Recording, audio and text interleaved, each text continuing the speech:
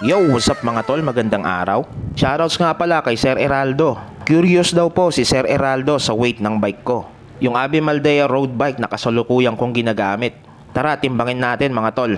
Ang gamit ko nga lang palang timbangan ay itong legendary na CDR King. Pwede na to, isabit na lang natin dito sa working bike stand. At isabit na rin natin yung bike ko para magkaalaman na kung gaano ba kabigat at para malaman na rin natin kung hanggang saan nagre-range ang timbang ng isang high tensile steel na Abby Maldea road bike.